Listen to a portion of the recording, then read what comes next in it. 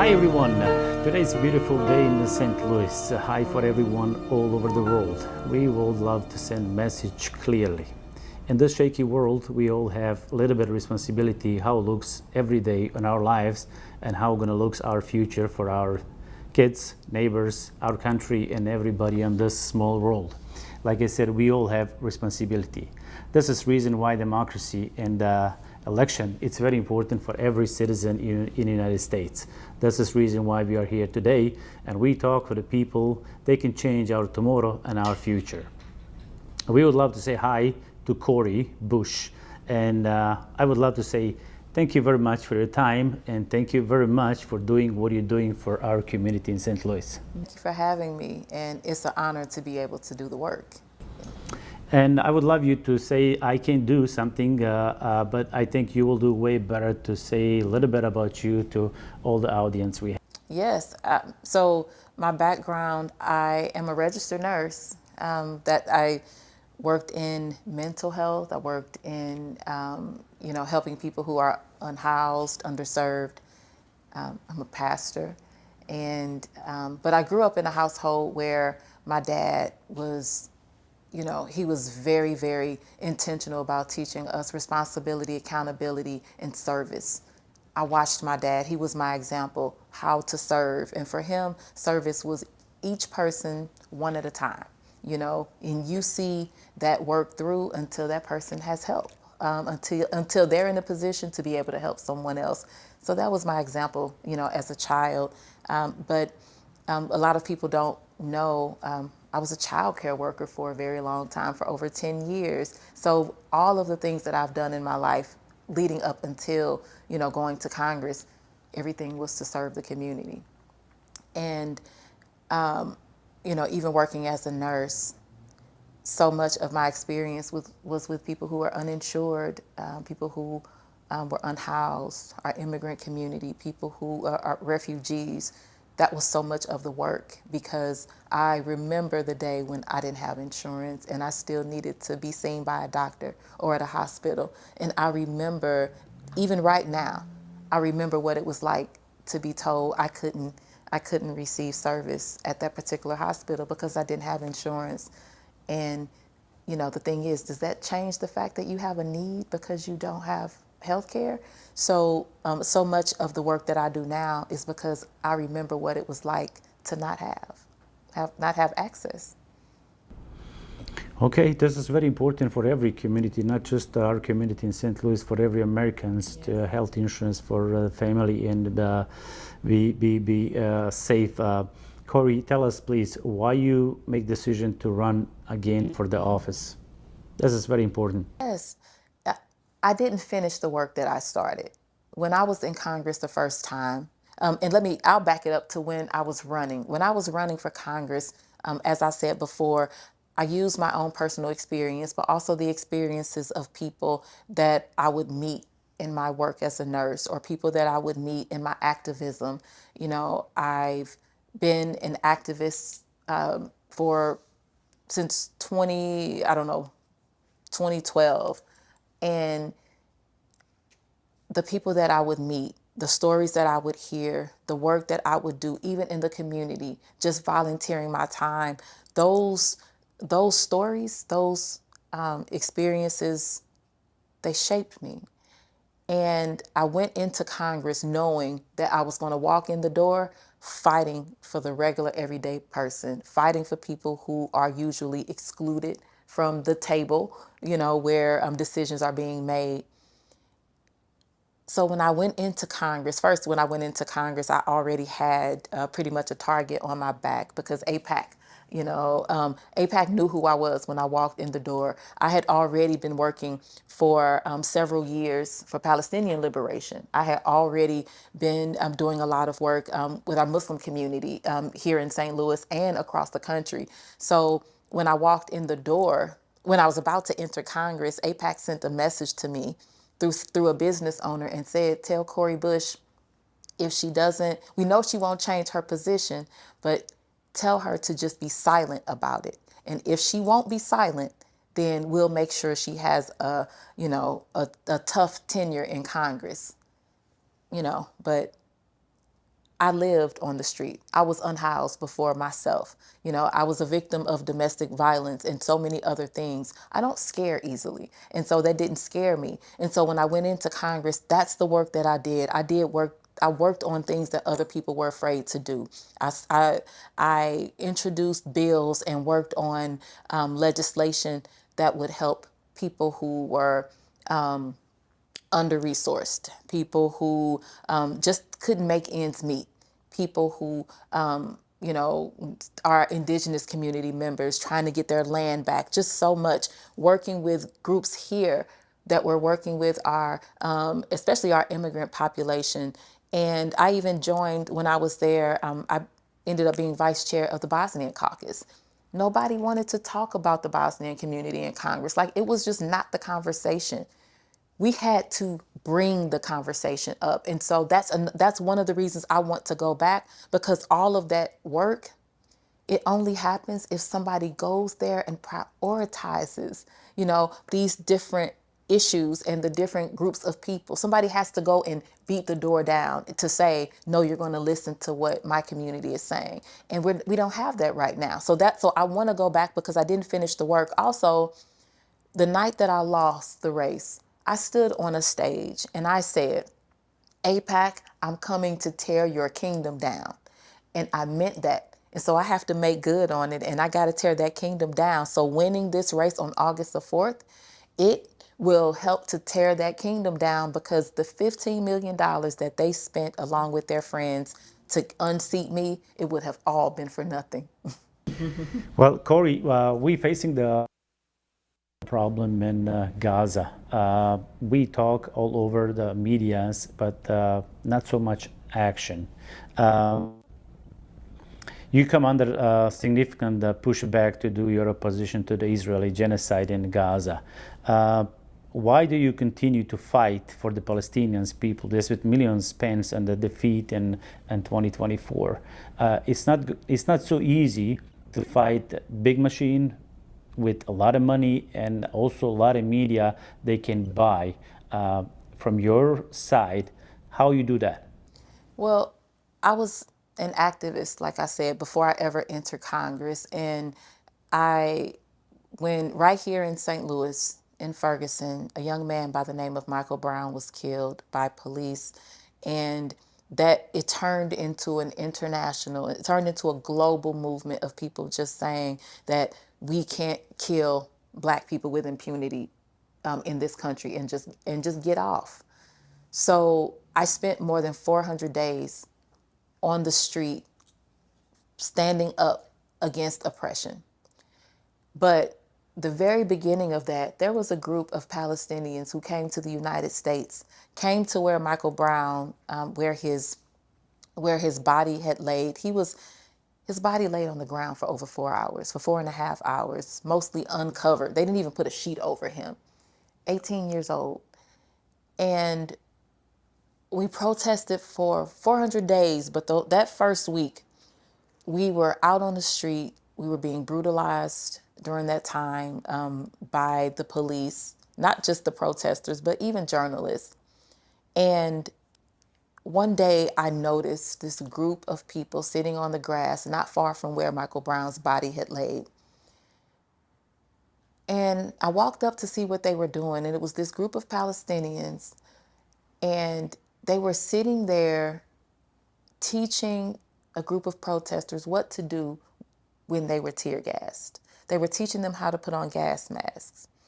And so I sat there and I listened and I learned. But then after, I asked them, like, why did you come all the way to the United States to do this for people you don't even know, that you never have to see again? And they said, because we understand occupation. We understand state-sanctioned violence. We understand oppression. And we don't want that to happen to anyone else. That changed my life. Because in that moment, even though I was already working for, like I said, people who were homeless and, and just so many different groups of people, but that was the connection I needed, because it was beyond just going to help someone, giving them a place to sleep and giving them food, and that it was courage. It was putting your body on the line for someone else. And they taught me that. And I remember I made the decision because I said, like, you all can be brutalized here too. They're not going to care that you're not from this country. Also, you're risking yourself, and then the Palestinian Americans, our Arab Americans, and our Muslims who were out there with us. I said, you all are risking deportation by being out here with us. Why would you do that?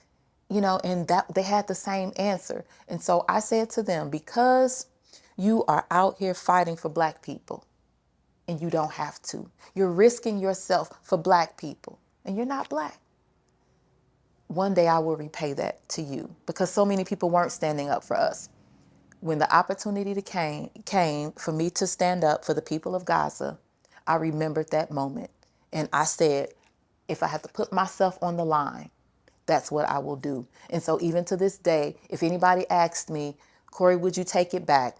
Because if you wouldn't have introduced the ceasefire resolution in Congress, you would still be in Congress right now. Would you do that over again and not introduce the resolution? My answer would be no. I would do it all over again, except this time I will go harder. Thank you so much. That's mean a lot. I mean, the message that the people in position send to the whole world, it's mean a lot. Doesn't matter for the people, white or black lives, it's mean a lot for everyone. Democracy, it is hard to fight for everyone and do a lot of work to prove real democracy. We have a lot of people in wrong positions, but also you mentioned very important thing. I love the flower you have on your left side by the heart, and thank you so much for that. It's mean a lot to the whole world. We in Bosnia, we feel that on our lives. Yes. We survived the genocide.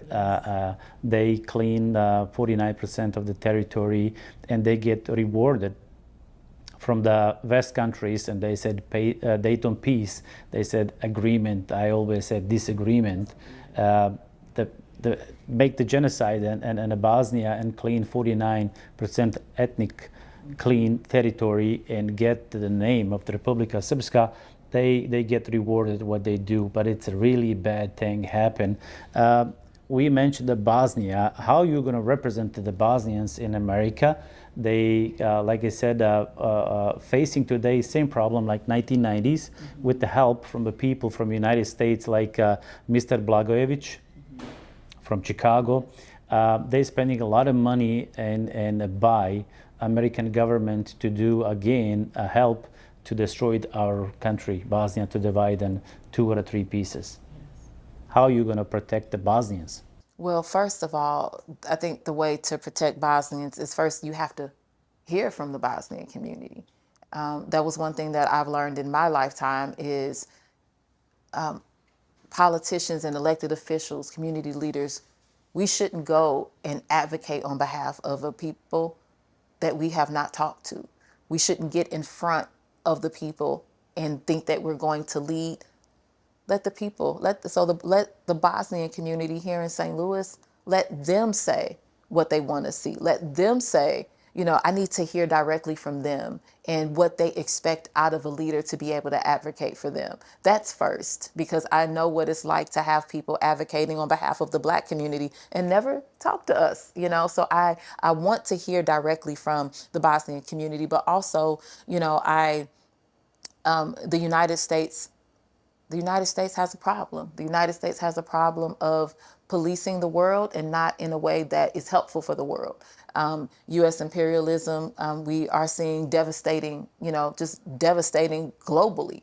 And so for me, self-determination is, we have to start with self-determination. We have to start with let the Bosnian community, let them make the decisions about their own people. And so that's not something that I would want to get in front of. It's not something that I would want to dictate just because I would be in an elected position. I think we have way too much of that where, elected officials read books, they read the articles, they hear from the talking head on television, and that's where they get their information. And then that's how they manage foreign policy. I don't want to do that. That's how they manage groups of people right here in their own communities. I want that to be led by the Bosnian people of this country. What's your vision for St. Louis, for our community here locally, when you step to the office? What do you see the wrong and you can make different for these people here? So one thing I will say is I really want to see presence differently. I remember the first Srebrenica commemoration that I ever attended, and I was blown away in tears, though, because I could not believe that there were, I couldn't believe the small number of people outside of the Bosnian community that were there. And where I felt like, where is the support? Where is the support for standing up, standing alongside of people who experienced a genocide, when we can speak all day long that we stand up for human rights, we stand for civil rights. But for people who live in our own community, we don't have to go anywhere. They live right here. Right here. And we won't even go down the street to go and stand for an hour, to go and march. I was grieved. And not only was I grieved, I told them that day, I said, I'm going to reach out to elected officials and ask them if they would be here next year, if they would be here to support. I think that one thing that needs to happen, presence, we need for there to be more engagement from other communities in support of the Bosnian community. And we need our Bosnian community to be seen as the Bosnian community, and also, you know, brought into some of these other areas, these other groups, this other work, because if we don't do that, I feel like the only way we can really cherish one another's differences, but also what makes us similar, is if we have that time and attention with one another. And so that's something that I feel like is really missing. So being able to bridge that gap, to say, now let's focus on the Bosnian community. People don't even know about the genocide right here, and with the large population of Bosnian people we have here, the general population of St. Louis does not even know. If you ask them what happened, if you ask them, if I wore this outside of an area where a group of Bosnians are, they would not know what it means. They wouldn't know what it's from. So that would be one of the ways that I would work to lead in this area, is let's talk with one another and let's learn one another's struggles so that we can support each other. Also, change how we operate. I started to hit on it a little bit. Change how we operate as it relates to the Bosnian community in Congress. Again, because there is no real conversation, because there is no movement, how do we make sure that not just in St. Louis, but across the country, the Bosnians are seen and heard? Not just seen and heard, though, to the point to where people recognize that you are of the Bosnian community. That's a big, and I know some people may not, some people may feel like I don't want people to know that I'm Bosnian. That's okay. But for some, you go to some communities, like right here in St. Louis, we have a community called The Hill, where it's known to be, our Italian community. And you go to some cities, there's a Chinatown, or it doesn't have to be we don't have to know that this, even though we know that there is a high concentration of our Bosnian community in certain areas. Some people know that, but not enough people. So how do we make it known that our Bosnian community is strong? Not about soccer, not Sure. about soccer, about, because these are business leaders, because they are educators, because just as a group of people in this community, and that those voices should be heard. And the last thing I'll say on this is, for those who are still living in the trauma of what happened to them before they came to the United States, who feel like that was yesterday. How do we get, how do we bring them into the community to feel like you don't have to be afraid of voting. You don't have to be afraid of, moving outside of your community. We want to, like, this is your country, yes, but also we want you to feel the freedom of this country. Even though these bozos are acting crazy in the White House and in the administration, we want you to feel this way, and we want the community to see you this way. I think we did a lot. We already, in the past 28, 30 years, coming to St. Louis and make the biggest Bosnian population Yes, in the world. in the world. I think we show up a lot. Hardworking people, good family, Yes, good food, good yes, friendship, and everything. But I agree with you. We should talk a little bit more about the genocide, because I think we should learn the lesson if people make wrong decision. I don't want to be rude, mean to anybody, but wrong decision in politics and daily thing that make the wars and killing people all over the world. That same thing happened in Bosnia, but we still have those same politicians and the power in Bosnia, and they get support from the America and all over the world because they have money. My next question to you, it's really important. You mentioned about voting. A lot of people said, who cares if I vote? What's going to change? They have money, they have power, they do whatever they want. What do you think about that? What is today picture in your eyes about democracy, about human rights? And like you said, not being scared to say, I agree for my community to lead Cori or John, Joe, Yes. whatever we think. I mean, we have freedom to do election and vote for everyone. How looks this from your view? Yes. So the power is actually with the people. The voting power, and I'm going to set that aside from the presidential election. The presidential election is a little different, and I'll get to that. But these local elections, every single vote matters from every single person. We have such a low voter turnout in St. Louis that if you had 500 people who had never voted before, 30 people who had never voted before, all of a sudden show up and support a candidate, that could make the difference in that person's race. My father is in politics, and he's been in politics since I was 10 years old. My dad won a race with less than 10 votes. He won with less than 10 votes. I had a friend who lost the race with like 5 votes. That's just how much the vote does count. The vote counts so much that billionaires spend a lot of money. They spend millions of dollars teaching us that your vote does not count because it counts so much. Somebody is going to take the seat in all of these different elected offices. Someone is going to take that seat.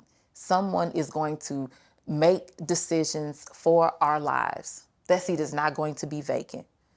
We have to be the ones to make the decision who we want that person to be.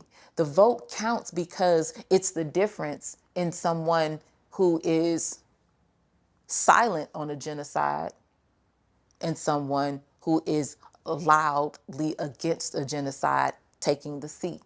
When I won in 2020, the very first time when I went to Congress, I ran against the person who had been in this seat for 20 years. His dad had the seat for 32 years. That was 52 years that they had this same seat. They were supported heavily by AIPAC. Well, he was supported heavily by AIPAC and all of the the corporations. He was supported by those folks. Had I not run and won that seat, there would not have been a ceasefire resolution introduced in Congress, most likely, or at least not as fast. The organizing that we have been able to do across this country came because there were people who were willing to say no. When we look at what's happening just all over the world,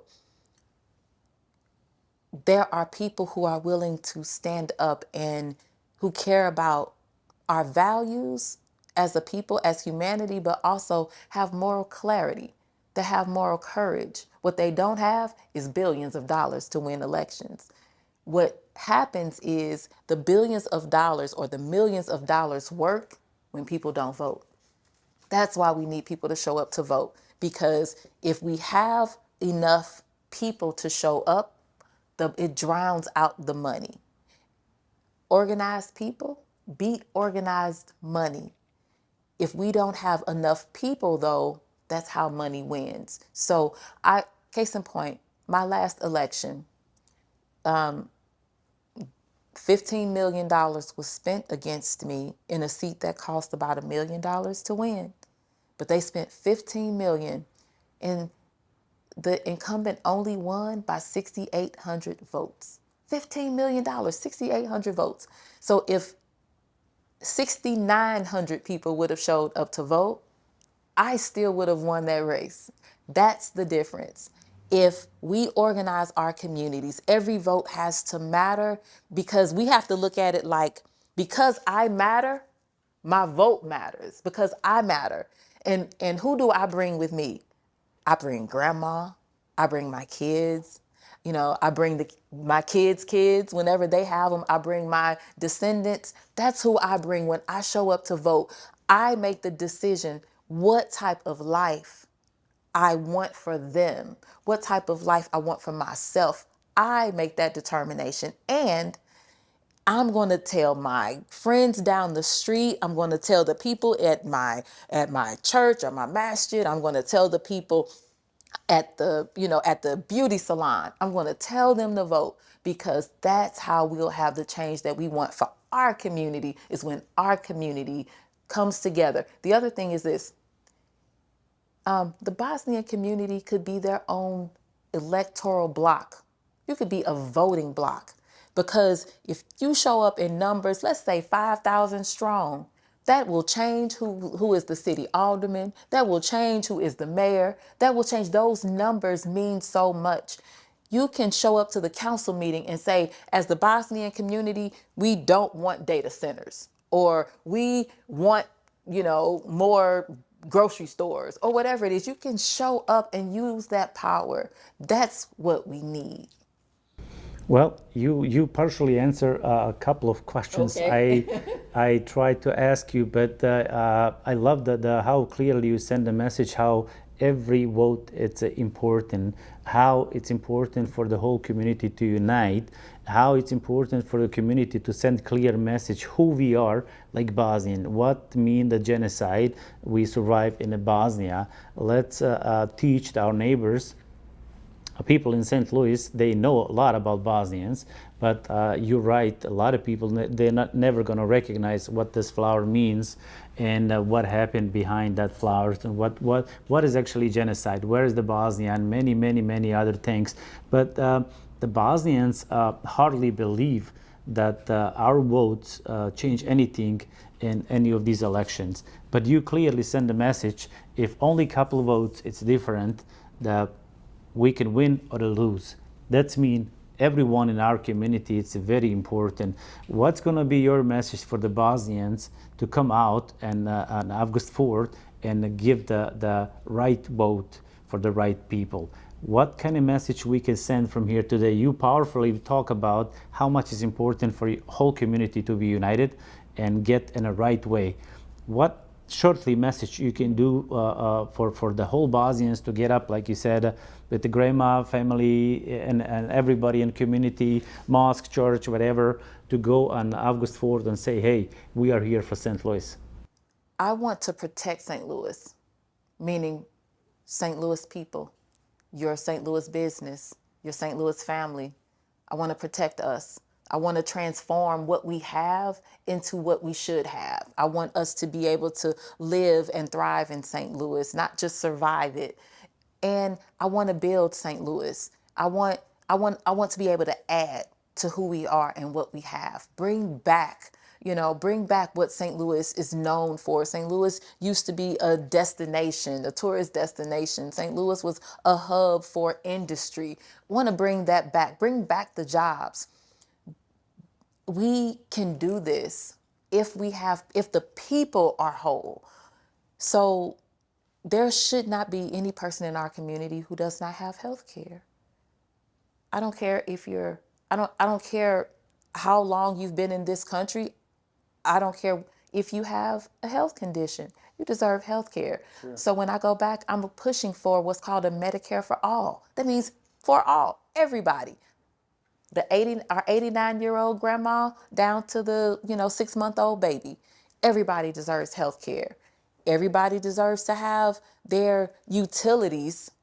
In Missouri, Missouri has some of the highest utilities in the country. So our gas bill, our electric bill are we have some of the highest rates. I want to work to change that so that we should be able to afford to live here and live comfortably. And I've been able to do some of that work in the past. I want to also make sure that we are dealing with community violence, because when we make sure that people have their basic needs met, then we are able to make sure that people have mental health services. We are able to have people have a place to live. People have access to good paying jobs. Then we all take stock in caring about this community, because we don't have to be burdened by, will I eat tomorrow? Will I eat today? People can just go and and thrive. So for me, it's how do we make sure that that each and every person is able to live free, but also live whole. So that is my message, is that I want to make sure that when we talk about people just feeling free, I want people to know that I'm not afraid to do that work. I've been saying abolish ICE since before it was, now it's popular, it's the thing to say. I've been saying that for over 10 years, that we need to abolish ICE. I don't want anyone walking to take their kid to the school and they get stopped trying to take their kid to school, and now their kid is traumatized and that family is separated.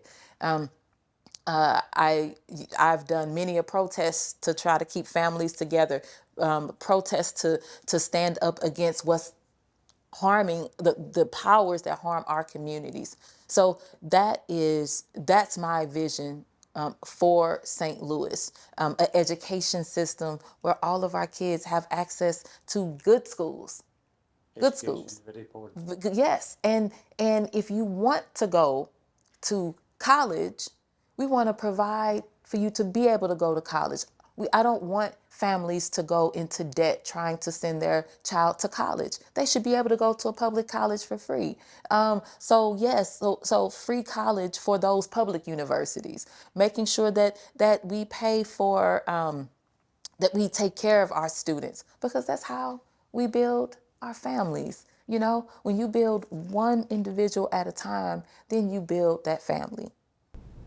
Of course, family is everything, and everything starts from our families. Like family, like Bosnian community, we have about 70, 80,000 Bosnians here. And you mentioned every vote is very important for our future, our kids, our country. We are now Americans, definitely. Mostly yes. The Bosnian community, they have a citizenship, and we are Americans. Helping St. Louis, helping Missouri and United States, we also helping the Bosnia. How we can clearly send a message to the Bosnian community to come out on August 4th and clearly said, yes, we love this country, we want to support right people. Care about who someone was before they ever started running for office. I have been someone who supports all the people, will show up for all the people. All I have to do is know. All I have to do is know the need. All I have to do is sit with you and listen to you. Then I know what to do, how to advocate for you, how to stand up for you. And it's not transactional. It's not you do for me, I do for you, you do for me. It's, if I am your representative, it's my job to serve you. It's my job to represent you. So I need people to show up to the poll. I need you to show up and vote on August the 4th, because our lives actually do depend on it right now. What happens in the United States, we know impacts Bosnia. What happens in the United States impacts what happens all across the world. What happens in the United States oftentimes harms St. Louis if we don't have somebody willing to fight. So show up on August the 4th, because my work is to stand up for you. My mission is you. This is a mission for me. It's a mission to make sure that I don't leave anyone out. It's a mission to care that people are whole. It's my mission to care that your lights were turned out, or that your business license needs to be renewed and they won't renew it, or that you have to hurry up and move. It's my business to help to work with you. It's my business to make sure that your immigration status, that we are working on those issues for you, so that you can stay in this country, so that you can bring your family member to this country, build this society. So the person in the seat right now does not care, does not care, does not have to care. He feels he's paid to not, he can do what he wants.